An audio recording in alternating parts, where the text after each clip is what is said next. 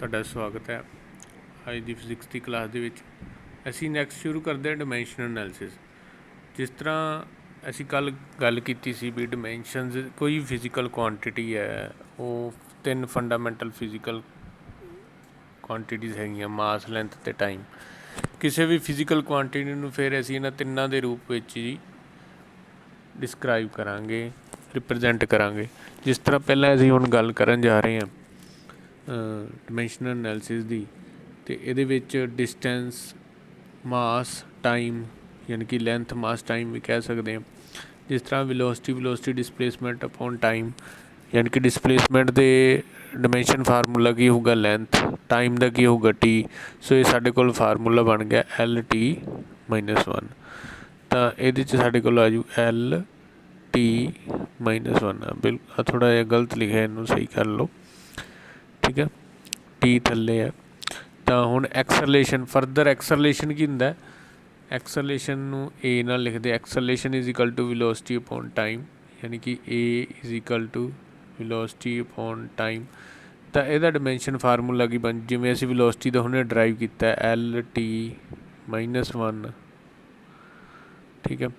Time ਦਾ T ਆ ਗਿਆ, ਇਹਨਾਂ ਨੂੰ ਬਰੈਕਟ 'ਚ ਲਿਖਦੇ ਆ। ਡਿਮੈਂਸ਼ਨ ਫਾਰਮੂਲੇ ਨੂੰ ਕਾਹਦੇ ਵਿੱਚ ਲਿਖਦੇ, ਬਰੈਕਟ 'ਚ। ਕਿਸੇ ਵੀ ਚੀਜ਼ ਦਾ ਡਿਮੈਂਸ਼ਨ ਫਾਰਮੂਲਾ ਲਿਖਣਾ ਹੋਵੇ ਤਾਂ ਉਹਨੂੰ ਬਰੈਕਟ 'ਚ ਲਿਖ ਦਈਦਾ, ਫਿਜ਼ੀਕਲ ਕੁਆਂਟਿਟੀ ਨੂੰ ਵੀ, ਠੀਕ ਹੈ। ਤਾਂ ਜਦੋਂ ਅਸੀਂ ਇਹਨੂੰ ਸੋਲਵ ਕਰਾਂਗੇ ਤਾਂ ਸਾਡੇ ਕੋਲ ਏ ਦਾ ਡਿਮੈਂਸ਼ਨ ਫਾਰਮੂਲਾ ਬਣ ਜੂਗਾ ਜੀ L_T, ਇਹ -1 ਆ, ਟੀ ਵੀ ਉੱਤੇ ਆ ਗਏ, ਜਦੋਂ ਉੱਪਰ ਇਹਨੂੰ ਕਰਾਂਗੇ ਤਾਂ ਇਹ ਵੀ ਕੀ ਬਣ ਜੂਗਾ -1 ਤਾਂ ਇਹ ਸਾਡਾ ਕੀ ਬਣ ਗਿਆ L_T-2। ਆਹ ਸਾਡਾ ਡਿਮੈਂਸ਼ਨ ਫਾਰਮੂਲਾ ਬਣ ਗਿਆ L_T-2। ਤਾਂ ਐਕਸਲਰੇਸ਼ਨ ਦਾ ਇਹ ਆ ਗਿਆ ਡਿਮੈਂਸ਼ਨ ਫਾਰਮੂਲਾ। ਤਾਂ ਫਰਦਰ ਫੋਰਸ ਦਾ ਜੇ ਮੰਨ ਲਓ ਅਸੀਂ ਡਿਮੈਂਸ਼ਨ ਫਾਰਮੂਲਾ ਕੱਢਣਾ, ਫੋਰਸ ਕੀ ਹੁੰਦੀ ਹੈ, ਫੋਰਸ ਸਾਡੇ ਕੋਲ ਸਾਨੂੰ ਪਤਾ ਹੈ, force is equal to mass into acceleration. ਤਾਂ ਮਾਸ ਦਾ ਡਿਮੈਂਸ਼ਨ ਫਾਰਮੂਲਾ m, ਐਕਸਲਰੇਸ਼ਨ ਦਾ ਡਿਮੈਂਸ਼ਨ ਫਾਰਮੂਲਾ ਹੁਣੇ ਅਸੀਂ ਡਰਾਈਵ ਕੀਤਾ L_T-2। ਤਾਂ ਸਾਡੇ ਕੋਲ ਡਿਮੈਂਸ਼ਨ ਫਾਰਮੂਲਾ ਕੀ ਬਣ ਗਿਆ M_L_T-2। ਆਹ ਸਾਡੇ ਕੋਲ ਡਿਮੈਂਸ਼ਨ ਫਾਰਮੂਲਾ।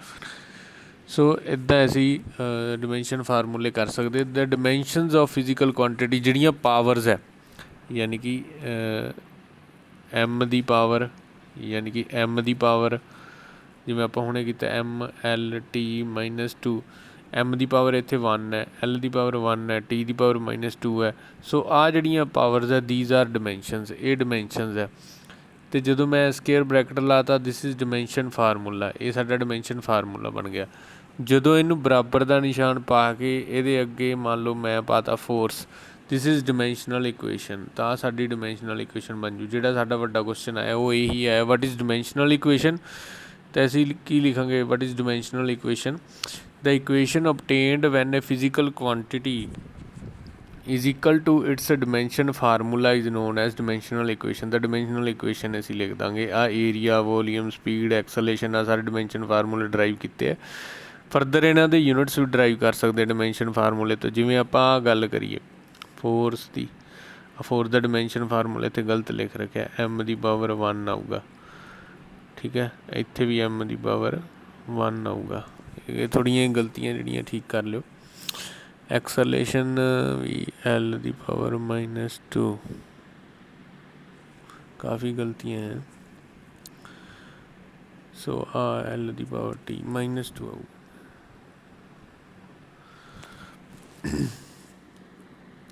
ਅੱਛਾ ਜੀ, ਅਤੇ ਆਹ ਸਾਡੇ ਕੋਲ ਜਿਵੇਂ ਮਾਸ ਦੇ ਯੂਨਿਟ ਕੀ ਹੁੰਦੇ, ਕਿਲੋਗ੍ਰਾਮ ਲਿਖ ਲਿਆ। L ਲੈਂਥ ਮੀਟਰ ਨੂੰ ਕਹਿੰਦੇ ਮੀਟਰ, ਅਤੇ ਟਾਈਮ ਸੈਕਿੰਡ ਆ ਗਿਆ। L ਦੀ ਮੋਮੈਂਟਮ ਦਾ ਵੀ ਗਲਤ L_T-1। ਸੋ ਇਹ ਸਾਡੇ ਕੋਲ ਹੈਗਾ ਜਿਹੜਾ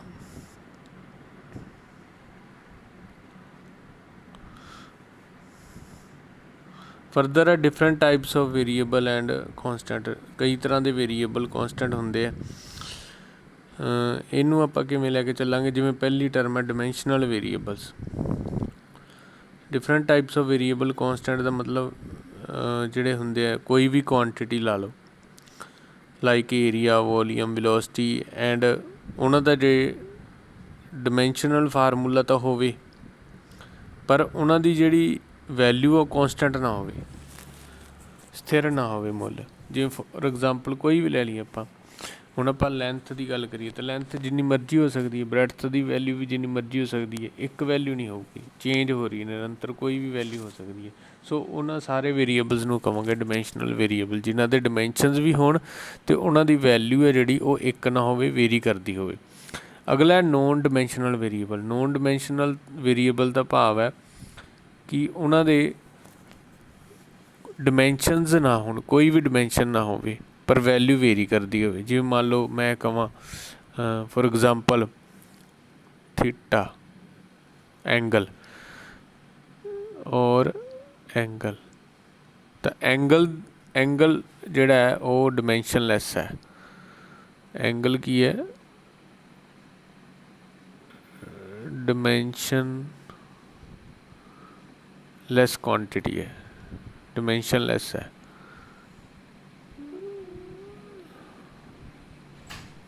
ਕਿਵੇਂ? Theta is equal to, theta ਕੀ ਹੁੰਦਾ? ਚਾਪ ਦੀ ਲੰਬਾਈ ਬਟਾ ਅਰਧ ਵਿਆਸ, ਠੀਕ ਹੈ। ਉਹਨੂੰ ਪੰਜਾਬੀ 'ਚ ਕਹਿੰਦੇ ਚਾਪ ਦੀ ਲੰਬਾਈ ਬਟਾ ਅਰਧ ਵਿਆਸ, ਯਾਨੀ ਕਿ ਇੰਗਲਿਸ਼ 'ਚ ਕੀ ਕਹਿੰਦੇ ਆਪਾਂ? Length of arc, length of arc ਬਟਾ ਰੇਡੀਅਸ। ਹੁਣ ਲੈਂਥ ਆਫ ਆਰਕ ਕੀ ਹੈ?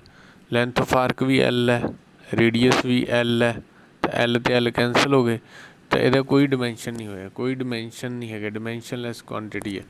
ਸੋ ਥੀਟਾ ਔਰ ਐਂਗਲ ਇਜ਼ ਦਾ ਡਿਮੈਂਸ਼ਨਲੈਸ ਕੁਆਂਟਿਟੀ, ਤਾਂ ਉਹਨੂੰ ਕਹਾਂਗੇ ਨੋਨ ਡਿਮੈਂਸ਼ਨਲ ਵੇਰੀਏਬਲ, ਪਰ ਉਹਦੀ ਵੈਲਿਊ ਜਿਹੜੀ ਉਹ ਚੇਂਜ ਹੋਈ ਜਾਂਦੀ ਹੈ, ਵੈਲਿਊ ਉਹਦੀ ਫਿਕਸ ਨਹੀਂ ਹੈਗੀ। ਸੋ this is non dimensional variable ਹੋ ਗਿਆ। ਅੱਗੇ ਹੈ ਡਿਮੈਂਸ਼ਨਲ ਕੌਂਸਟੈਂਟ। ਡਿਮੈਂਸ਼ਨਲ ਕੌਂਸਟੈਂਟ ਕਿਹੜੇ ਹੁੰਦੇ ਆ? ਜਿਨ੍ਹਾਂ ਦੇ ਡਿਮੈਂਸ਼ਨ ਫਾਰਮੂਲਾ ਹੋਵੇ ਪਰ ਵੈਲਿਊ ਉਹਦੀ ਸਥਿਰ ਹੋਵੇ, ਵੈਲਿਊ ਸਥਿਰ ਹੋਣੀ ਚਾਹੀਦੀ ਹੈ। ਜਿਵੇਂ ਫੋਰ ਐਗਜ਼ਾਮਪਲ ਤੁਸੀਂ ਕੀਤਾ ਹੋਣਾ ਐਫ ਇਜ਼ ਇਕਲ ਟੂ ਜੀ, ਛੋਟੀਆਂ ਆਪਣੇ ਜੀ M1 M2 upon R square. ਇਹਦੇ ਜੀ ਕੀ ਹੈ? ਕੈਪੀਟਲ ਜੀ ਕੀ ਹੈ? ਯੂਨੀਵਰਸਲ ਗ੍ਰੈਵੀਟੇਸ਼ਨਲ ਕੌਂਸਟੈਂਟ। ਹੁਣ ਇਹਦੇ ਕੌਂਸਟੈਂਟ ਹੈਗੇ, ਇਹਦੀ ਵੈਲਿਊ ਸਥਿਰ ਹੈ ਪਰ ਇਹਦੇ ਡਿਮੈਂਸ਼ਨਸ ਹੈਗੇ, ਠੀਕ ਹੈ। ਸੋ ਇੱਦਾਂ ਦੀਆਂ ਸਾਡੇ ਕੋਲ ਹੈਗੀਆਂ ਜਿਹੜੀਆਂ ਐਗਜ਼ਾਮਪਲ, ਜਿਨ੍ਹਾਂ ਨੂੰ ਆਪਾਂ ਕਹਾਂਗੇ ਡਿਮੈਂਸ਼ਨਲ ਕੌਂਸਟੈਂਟ। ਤਾਂ ਨੈਕਸਟ ਹੈ ਨੋਨ ਡਿਮੈਂਸ਼ਨਲ ਕੌਂਸਟੈਂਟ। ਨੋਨ ਡਿਮੈਂਸ਼ਨਲ ਕੌਂਸਟੈਂਟ ਦਾ ਭਾਵ ਉਹਨਾਂ ਦੇ ਡਿਮੈਂਸ਼ਨ ਵੀ ਨਾ ਹੋਣ ਅਤੇ ਵੈਲਿਊ ਵੀ ਕੌਂਸਟੈਂਟ। ਫੋਰ ਐਗਜ਼ਾਮਪਲ ਸਾਰੇ ਹੀ ਆ ਗਏ 1 2 3, ਜਿੰਨੇ ਨਿਊਮੈਰੀਕਲ ਵੈਲਿਊ, ਇਹਨਾਂ ਦੇ ਕੋਈ ਡਿਮੈਂਸ਼ਨਸ ਨਹੀਂ ਹੈਗੇ, ਕੋਈ ਮਾਸ ਲੈਂਥ ਟਾਈਮ 'ਚ ਇਹਨੂੰ ਰਿਪਰਜੈਂਟ ਨਹੀਂ ਕਰ ਸਕਦੇ, ਅਤੇ ਇਹਦੀਆਂ ਵੈਲਿਊ ਵੀ ਫਿਕਸ ਹੈ, ਕੌਂਸਟੈਂਟ ਹੈ। ਜਿਵੇਂ ਪਾਈ ਹੋ ਗਿਆ, ਪਾਈ ਦਾ 22/7, ਠੀਕ ਹੈ। ਆਲ ਦੀਜ਼ ਆਰ ਨੋਨ ਡਿਮੈਂਸ਼ਨਲ ਕੌਂਸਟੈਂਟ, ਤਾਂ ਇਹ ਨੋਨ ਡਿਮੈਂਸ਼ਨਲ ਕੌਂਸਟੈਂਟ ਹੈ। ਅੱਗੇ ਜਿਹੜਾ ਸਾਡੇ ਕੁਐਸਚਨ ਦੇ ਵਿੱਚ ਹੈਗਾ use of dimensional equation, uses of dimensional equation. ਤਾਂ ਵੈਸੇ ਉੱਥੇ ਇੰਨਾ ਨਹੀਂ ਐਕਸਪਲੇਨ ਕਰਨ ਦੀ ਲੋੜ, ਸਿਰਫ ਆਪਾਂ ਐਂ ਲਿਖਣਾ ਪਹਿਲਾ ਯੂਜ਼ ਕੀ ਹੈ? To check the correctness of physical equation. ਕੋਈ ਵੀ ਸਾਨੂੰ ਫਿਜ਼ੀਕਲ ਇਕੁਏਸ਼ਨ ਜਾਂ ਰਿਲੇਸ਼ਨ ਦਿੱਤਾ ਹੈ, ਉਹਦੀ ਅਸੀਂ ਕਰੈਕਟਨੈਸ ਚੈੱਕ ਕਰਨੀ ਹੈ। ਕੋਈ ਵੀ ਫਿਜ਼ੀਕਲ ਰਿਲੇਸ਼ਨ ਦਿੱਤਾ ਹੈ, ਜਿਵੇਂ ਫੋਰ ਐਗਜ਼ਾਮਪਲ ਕੋਈ ਵੀ ਦਿੱਤਾ, ਮੰਨ ਲਓ F is equal to mass into acceleration, ਆਹ ਫਿਜ਼ੀਕਲ ਰਿਲੇਸ਼ਨ ਹੈ ਸਾਡੇ ਕੋਲ। ਇਹਦੀ ਆਪਾਂ ਚੈੱਕ ਕਰਨਾ ਹੋਵੇ ਵੀ ਇਹ ਵਾਕਈ ਸਹੀ ਹੈ ਕਿ ਨਹੀਂ ਸਹੀ, ਤਾਂ ਦੋਨੋਂ ਪਾਸੇ ਡਿਮੈਂਸ਼ਨ ਫਾਰਮੂਲੇ ਅਸੀਂ ਪੁੱਟ ਕਰ ਦਾਂਗੇ। ਤਾਂ ਪਹਿਲਾ ਯੂਜ਼ ਕੀ ਹੋ ਗਿਆ? To check the correctness of physical relation ਲਿਖ ਲਓ ਜਾਂ ਫਿਜ਼ੀਕਲ ਇਕੁਏਸ਼ਨ ਲਿਖ ਲਓ। ਦੂਜਾ ਯੂਜ਼ ਕੀ ਹੈ? To derive the relation between the different physical quantity. ਜਦੋਂ ਰਿਲੇਸ਼ਨ ਡਰਾਈਵ ਕਰਨਾ ਤਾਂ ਉਹਦੇ ਵਿੱਚ ਹੀ ਵੀ ਹੈਲਪਫੁਲ ਹੈ। ਤਾਂ ਦੂਜਾ ਯੂਜ਼ ਸਾਡਾ ਹੋ ਗਿਆ to derive the relation between different physical quantity, ਇਹ ਦੂਜਾ ਯੂਜ਼ ਹੈ। ਤੀਸਰਾ ਹੈ ਥਰਡ ਵਨ ਇਜ਼ ਦਾ, ਆਹ ਸਾਰੇ ਨਿਊਮੈਰੀਕਲ ਆ ਗਏ, third one is this one, ਇਹ ਸਾਡੇ ਕੋਲ ਥਰਡ ਯੂਜ਼ ਹੈ। ਥਰਡ ਥਰਡ ਇਹ ਨਹੀਂ ਗਾ, ਥਰਡ ਹੈ, ਆਹ ਹੈ ਥਰਡ, ਇਹ ਹੈ change from one system of unit to another. ਇਹ ਮਤਲਬ ਡਿਮੈਂਸ਼ਨਲ ਅਨੈਲਿਸਿਸ ਦਾ ਯੂਜ਼ ਕਰਕੇ ਅਸੀਂ एक सिस्टम ऑफ यूनिट तो दूजे सिस्टम ऑफ यूनिट 'ਚ ਜਾ ਇਹ ਤੀਜਾ यूज़ हो गया। ठीक है, सो ਇਹਦੇ ਵਿੱਚ ਅਸੀਂ ਹਾਂਜੀ ਇਹਦੇ ਨਾਲ ਹੀ ਇਹ ਜਿੰਨਾ ਸਾਡਾ ਸੀਗਾ ਇਹ ਚੈਪਟਰ ਡਿਮੈਂਸ਼ਨਲ ਐਨਾਲਿਸਿਸ ਵਾਲਾ ਜਿਹੜਾ ਉਹ ਆ ਵੱਡਾ ਕੁਐਸਚਨ ਵੀ ਮੈਂ ਕਵਰ ਕਰਾਤਾ। ਹੁਣ ਇਹਦੇ ਰਹਿ ਗਏ ਲਿਮੀਟੇਸ਼ਨ ਆਫ ਡਿਮੈਂਸ਼ਨਲ ਐਨਾਲਿਸਿਸ। ਤਾਂ ਜਿਹੜਾ ਲਿਮੀਟੇਸ਼ਨ ਆਫ ਡਿਮੈਂਸ਼ਨਲ ਐਨਾਲਿਸਿਸ ਹੈ ਉਹ ਤੁਹਾਨੂੰ ਮੈਂ ਇੱਕ ਲਿਮੀਟੇਸ਼ਨ ਆਫ ਡਿਮੈਂਸ਼ਨਲ ਐਨਾਲਿਸਿਸ ਜਿਹੜੇ ਹੈਗੇ ਆ ਨੋਟਸ ਇੱਕ लिमिटेशन ऑफ डिमेंशनल एनालिसिस दे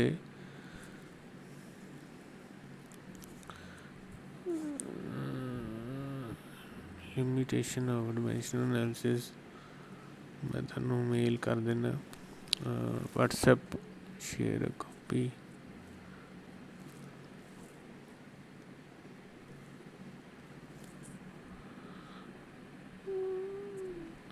limitation of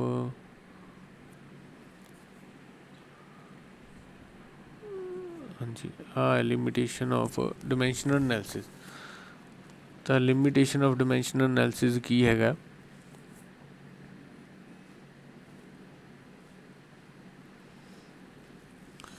limitation of dimension पहला ये है this method does not enable कह लो या तुसीं एवें भी कह सकते दिस मैथड फेल्स। इत्थे डज नॉट अनेबल की जगह ते डज नॉट अनेबल की जगह ते तुसीं फेल भी लिख सकते हैं फेल जिमें बाकी क्वेश्चन च लिखे fail this method fails to determine the value of the constant. कोई भी मान लो जिमें मैं एग्जांपल देवां भी काइनेटिक एनर्जी है kinetic energy is equal to half mv²। आ है साडे कोल रिलेशन काइनेटिक एनर्जी का। इहदे विच आ जिहड़ी हाफ है ਇਹਦੀ ਕੋਈ ਵੈਲਿਊ ਇਹ ਨਿਕਲਦਾ ਨਹੀਂ। ਇਹ ਸਿਰਫ ਇਹ ਪ੍ਰੂਵ ਕਰੂਗਾ ਵੀ kinetic energy is equal to mv²। ਜਿਹੜਾ ਹਾਫ ਆ ਉਹ ਇਹ ਨਹੀਂ ਪ੍ਰੂਵ ਕਰ ਸਕਦਾ। So this method does fail to determine the value of the constant. ਇਹ ਮੈਥਡ ਨਾਲ ਅਸੀਂ ਕੌਂਸਟੈਂਟ ਦੀ ਵੈਲਿਊ ਨਹੀਂ ਕੱਢ ਸਕਦੇ। ਦੂਸਰਾ this method fail to derive a relation when a physical quantity depend upon more than 3 physical quantity। देखो जे मान लो कोई फिजिकल जिहड़ियां आपां जिन्नियां फिजिकल क्वांटिटी लईआं मान लो फोर्स है या कोई भी ऐसी कहने भी ये तिन्नां ते निर्भर है MLT। ठीक है, इदों इलावा मान लो ये किसी क्योंकि असीं तुहानूं याद होवे SI सिस्टम दे विच असीं 7 फंडामेंटल फिजिकल क्वांटिटी कीतियां सी। तो जे मान लो कोई इदां दी आपां फिजिकल क्वांटिटी कर ली जिहड़ियां तिन्नां तो ज़्यादा किसी चीज़ ते डिपेंड है जिवें करंट है या कोई होर फिजिकल क्वांटिटी तो उत्थे मैथड फेल हो जांदा उत्थे ड्राइव नहीं करता है डेरीवेशन फेल हो जाती है। This method fails to derive the relationship when a physical quantity depend more than 3 physical quantity. पहला ये कॉन्सटेंट नहीं पता करता। दूजा 3 तो वध किसी फिजिकल क्वांटिटी ते कोई रिलेशन डिपेंड करता वो नहीं पता करना। तीसरा है this method can not be use to derive relation trigonometric function. मान लो किसी च ट्रिग्नोमैट्रिक फंक्शन यूज़ हो रहे हैं मान लो कोई इदां दा रिलेशन है जिहदे विच sine theta cos theta trigonometric function होंदे साइन थीटा कोस थीटा ये फंक्शन यूज़ होंदे हैं तां भी वो जिहड़ा मैथड है साडे कोल वो जिहड़ा फार्मूला है फिजिकल रिलेशन वो ड्राइव नहीं होना। सो चौथा है this method can not be use to derive relation. फिर इदां दे जिहड़े रिलेशन है जिन्हां दे विच इक्वेशनस इदां दी आंदियां वो भी ये नहीं ड्राइव कर सकदा। सो ये फेल हो जाता। क्यों फेल हो जाता मैं तुहानूं दस दिना। डेरीवेशन क्योंकि इन्ने सिर्फ इहदे च असीं रिलेशन प्रूव कर सकते हैं भी ये बराबरता पर रिलेशन असीं ये प्रूव कर सकते भी ये इक्वेशन सही है या गलत है। डेरीवेशन नहीं इहदी कर सकूगा इन्हां रिलेशन दी। So this method can not be use to derive the relation S equal to UT plus half AT square जां इदां दे फार्मूले ड्राइव नहीं कर पाता। हाँ इन्हां दी इक्वैलिटी प्रूव कर दिंदा है वो शायद मैं तुहाडे नोट्स है जिहड़े उन्हां च भी कीता होया।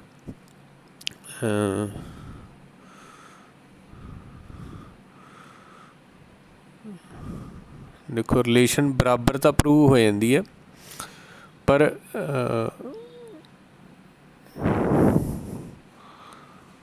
इत्थे फर्दर ड्राइव नहीं कर सकता इक्वैलिटी प्रूव कर दिंदा है। ਕੁਆਲਿਟੀ ਪ੍ਰੂਵ ਹੋ ਜਾਂਦੀ ਹੈ,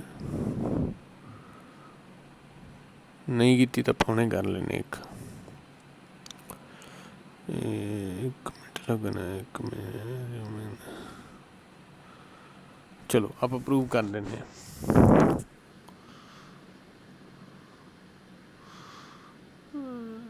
ਅਸੀਂ ਆਹ ਰਿਲੇਸ਼ਨ ਹੈ ਜਿਹੜਾ S = UT + ਹਾਫ AT², ਇਹਨੂੰ ਬਰਾਬਰ ਪ੍ਰੂਵ ਕਰਨ ਲੱਗੇ ਵੀ ਇਹ ਬਰਾਬਰ ਹੈ। ਦੇਖੋ S ਕੀ ਹੈ, ਡਿਸਪਲੇਸਮੈਂਟ, ਇਹਦਾ ਡਿਮੈਂਸ਼ਨ ਫਾਰਮੂਲਾ L ਹੈ। ਦੇਖੋ ਇਹਨਾਂ ਦੇ ਇਹ ਦੋ ਚੀਜ਼ਾਂ ਦਾ ਜੋੜ ਹੋ ਰਿਹਾ, ਇਹ ਜੋੜ ਤਾਂ ਹੀ ਸੰਭਵ ਹੈ, ਇਹ ਐਡੀਸ਼ਨ ਤਾਂ ਹੀ ਸੰਭਵ ਹੈ ਜੇ ਇਹਦਾ ਡਿਮੈਂਸ਼ਨ ਫਾਰਮੂਲਾ ਦਿਸ UT ਅਤੇ ਇਹਦਾ ਡਿਮੈਂਸ਼ਨ ਫਾਰਮੂਲਾ ਕੀ ਹੋਊਗਾ, ਸੇਮ ਹੋਊਗਾ। ਕੋਂਸਟੈਂਟ ਦਾ ਕੋਈ ਡਿਮੈਂਸ਼ਨ ਫਾਰਮੂਲਾ ਨਹੀਂ ਹੁੰਦਾ। ਇਹਦਾ ਮਤਲਬ ਇਹਨਾਂ ਤਿੰਨਾਂ ਨੂੰ ਅਸੀਂ ਇਹ ਜੇ S ਹੈ, ਇਹਦਾ ਡਿਮੈਂਸ਼ਨ ਫਾਰਮੂਲਾ L ਹੈ, ਤਾਂ ਇਹਦਾ ਵੀ L ਹੀ ਆਊਗਾ, ਇਹਦਾ ਵੀ L ਆਊਗਾ। ਆਪਾਂ ਪ੍ਰੂਵ ਕਰਕੇ ਦੇਖ ਲੈਂਦੇ ਹਾਂ। ਹੁਣ U ਕੀ ਹੈ, ਇਨੀਸ਼ੀਅਲ ਵੈਲੋਸਿਟੀ ਹੈ। U ਕੀ ਹੁੰਦੀ ਹੈ, ਸ਼ੁਰੂਆਤ ਵਾਲੀ ਵੈਲੋਸਿਟੀ ਜਿਹੜੀ, ਤਾਂ ਉਹ ਕਾਹਦੇ ਬਰਾਬਰ ਹੋਊਗੀ, LT - 1। ਠੀਕ ਹੈ।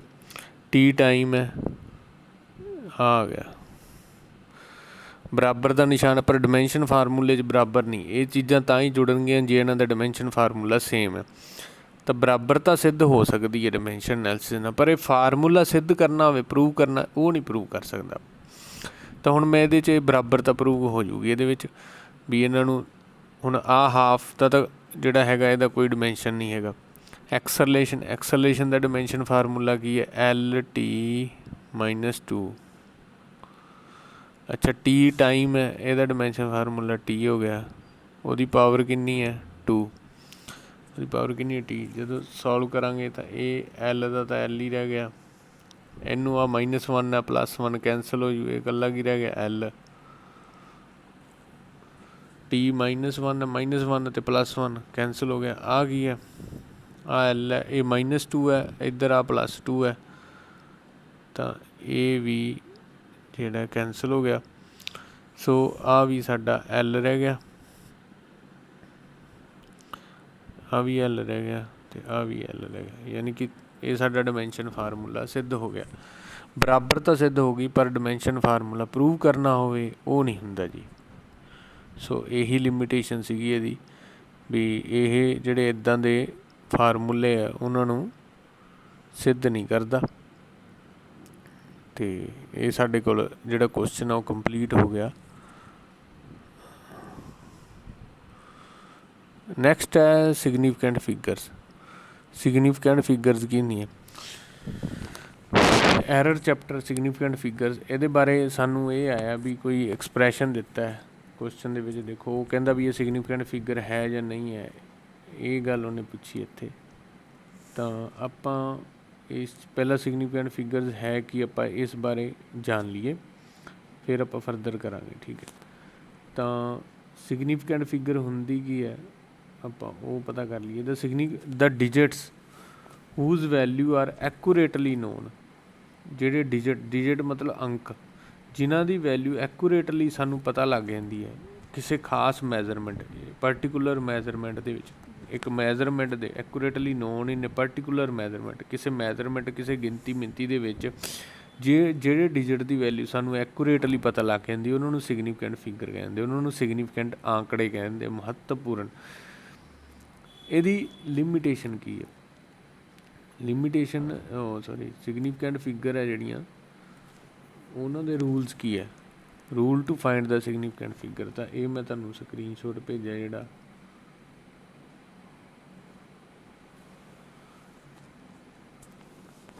ਸੋ rule to find the significant figure ਹੈ ਜਿਹੜਾ, ਉਹ ਅਸੀਂ ਡਿਸਕਸ ਕਰਦੇ ਹਾਂ। ਪਹਿਲਾ all non zero digit R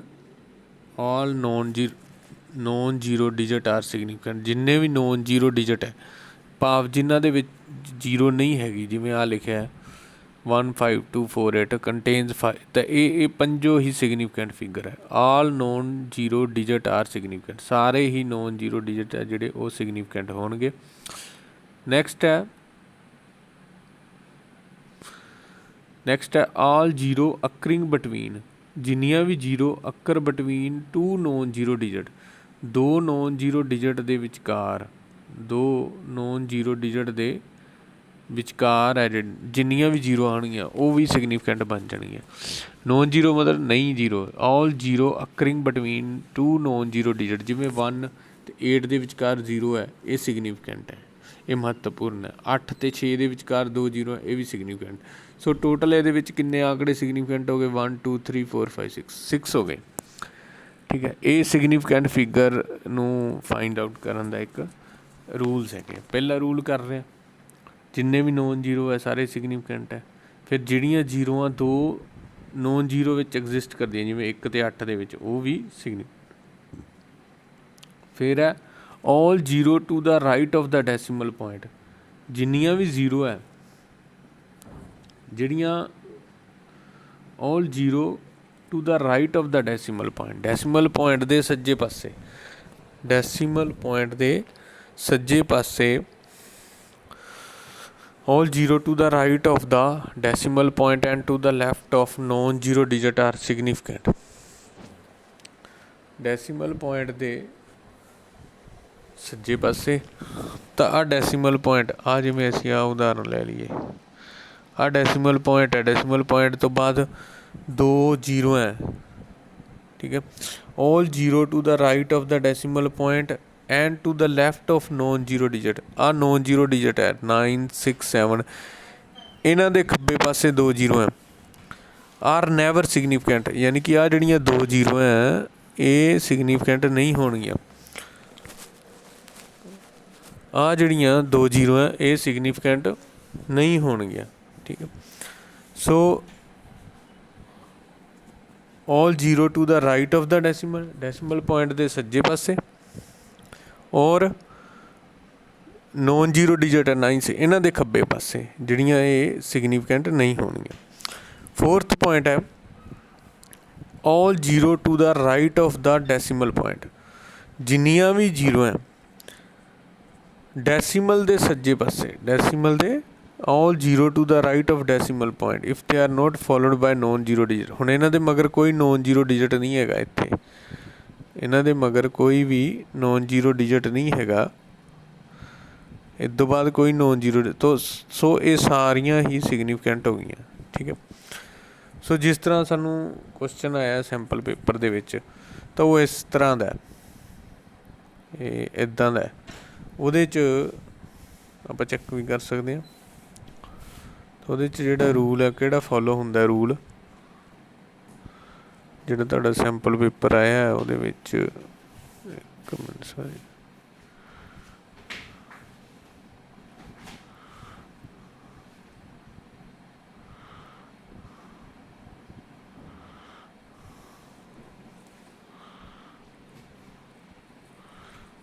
ਹਾਂਜੀ, ਹੁਣ ਇਹ ਕੁਐਸਚਨ ਆ ਸਾਡੇ ਕੋਲ, ਆ how many significant figures R ਦੇਰ। ਤਾਂ ਹੁਣ ਇੱਥੇ ਸਾਡੇ ਕੋਲ ਕਿੰਨੀਆਂ ਸਿਗਨੀਫਿਕੈਂਟ ਫਿਗਰ ਹੋਣਗੀਆਂ? ਸਿਰਫ 1, ਯਾਨੀ ਕਿ ਇਕੱਲਾ 8 ਹੀ ਸਿਗਨੀਫਿਕੈਂਟ ਹੋਊਗਾ, ਜਿਹੜੀਆਂ ਆ ਜ਼ੀਰੋ ਹੈ ਇਹ ਸਿਗਨੀਫਿਕੈਂਟ ਨਹੀਂ ਹੈਗੀਆਂ। ਸੋ ਇੱਥੇ ਆਨਸਰ ਸਾਡਾ 1 ਆਊਗਾ। ਅਗਲਾ dimension formula of kinetic energy, kinetic energy ਦਾ ਡਿਮੈਂਸ਼ਨ ਫਾਰਮੂਲਾ ਅਸੀਂ ਹੁਣ ਡਰਾਈਵ ਕੀਤਾ ਹੀ ਹੈ, ਫਿਰ ਵੀ ਕਰ ਲਈਏ। Kinetic energy is equal to half, ਸਿੱਧਾ ਅਸੀਂ ਫਾਰਮੂਲਾ ਹੀ ਲਿਖਣਾ, ਮੈਂ ਡਰਾਈਵ ਕਰ ਰਿਹਾ ਪਰ ਤੁਸੀਂ ਬੇਟਾ ਸਿੱਧਾ ਫਾਰਮੂਲਾ ਹੀ ਲਿਖਣਾ ਵੀ ਕਨੈਟਿਕ ਐਨਰਜੀ ਦਾ ਫਾਰਮੂਲਾ ਕੀ ਹੁੰਦਾ। ਐਮ ਮਾਸ ਆ ਗਿਆ, ਵੈਲੋਸਿਟੀ ਦਾ L T minus L T minus 1 ਆ ਗਿਆ, ਐਲ ਟੀ ਮਾਈਨਸ 1, ਤਾਂ ਆਹ ਸਾਡੇ ਕੋਲ ਬਣ ਗਿਆ ਜੀ ਐਮ ਹੋ ਗਿਆ ਐਲ ਟੀ ਮਾਈਨਸ 1 ਦਾ ਸਕੇਅਰ, ਅਤੇ ਬਣ ਗਿਆ M L square T minus 2। ਆਹ ਸਾਡੇ ਕੋਲ ਡਿਮੈਂਸ਼ਨ ਫਾਰਮੂਲਾ ਆ ਗਿਆ ਕਨੈਟਿਕ ਐਨਰਜੀ ਦਾ। ਸਿਰਫ ਅਸੀਂ ਆਹੀ ਲਿਖਣਾ, ਇਕੱਲਾ ਡਿਮੈਂਸ਼ਨ ਫਾਰਮੂਲਾ ਲਿਖਣਾ ਅਸੀਂ। ਤਾਂ ਸਾਡਾ ਇੱਥੇ ਆਨਸਰ ਆ ਜੂ ਐਮ ਐਲ, ਸੌਰੀ, ਸਾਡਾ ਆਨਸਰ ਆ ਜੂਗਾ ਐਮ ਐਲ 2 ਟੀ ਮਾਈਨਸ 2। ਤਾਂ ਇਸ ਕੁਐਸਚਨ ਦਾ ਜਵਾਬ ਇਹ ਹੈ। ਹਾਊ ਮੈਨੀ ਸਿਗਨੀਫਿਕੈਂਟ ਫਿਗਰ 1 ਹੈ, ਲਾਈਟ ਈਅਰ ਦਾ ਇਕੱਲੀ ਵੈਲਿਊ ਲਿਖਣੀ ਇੱਥੇ, ਲਾਈਟ ਈਅਰ ਤੁਹਾਡੇ ਨੋਟਸ ਵਿੱਚ ਮੈਂ ਕਰਾਇਆ ਹੋਇਆ ਲਾਈਟ ਈਅਰ ਦਾ। ਸੋ ਇਹ ਹੋ ਗਿਆ। ਯੂਨਿਟ ਕੈਨ ਬੀ ਮੈਜ਼ਰ, ਇਹ ਤੁਹਾਨੂੰ ਦੱਸਤਾ 1 AMU ਐਟੋਮਿਕ ਮਾਸ ਯੂਨਿਟ, ਸਮਾਲੈਸਟ ਹੈ ਜਿਹੜੇ ਯੂਨਿਟ ਆਪਾਂ ਯੂਜ਼ ਕਰਦੇ ਹਾਂ।